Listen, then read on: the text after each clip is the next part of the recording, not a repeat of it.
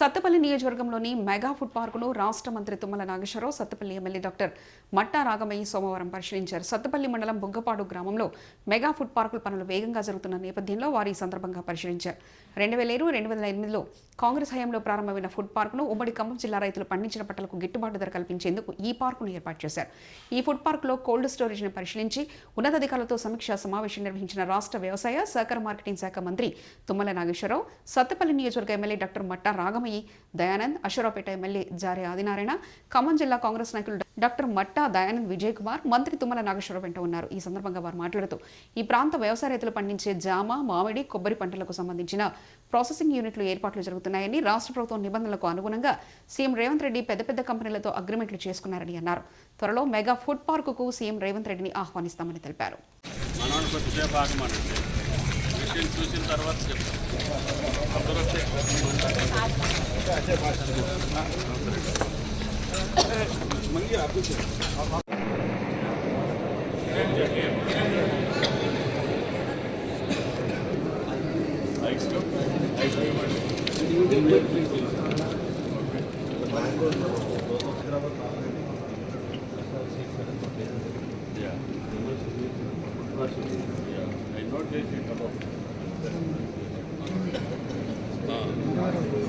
Cashew ఒకటి ఉంది, yellow green mango, cashew mango వచ్చింది.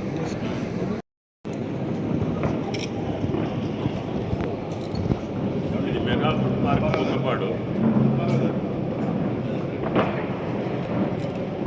అది నాకు తెలిసి 17లో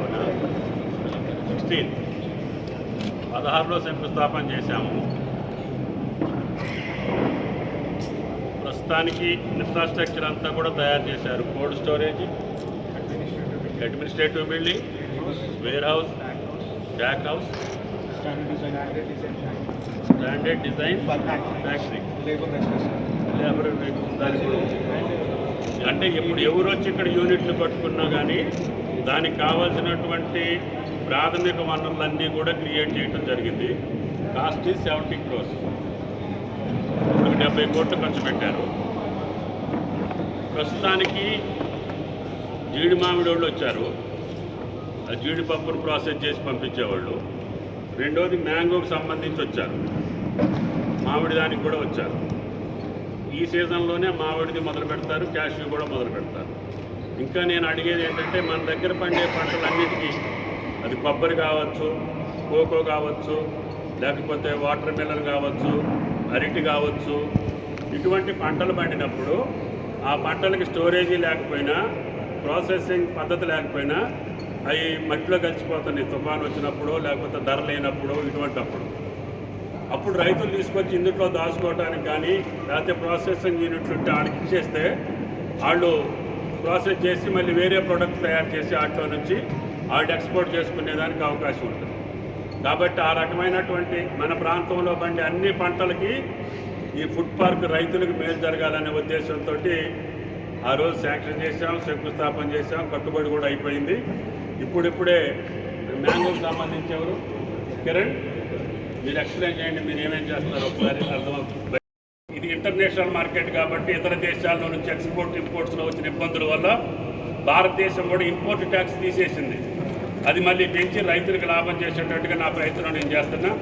భవిష్యత్తులో మళ్ళీ ఆయిల్ ఫామ్ రైతులకి మంచి రోజులు రావాలని ఈ పంట తెలంగాణ మొత్తం కూడా ఎన్విరాన్మెంట్కి కూడా ఉపయోగపడుతుంది.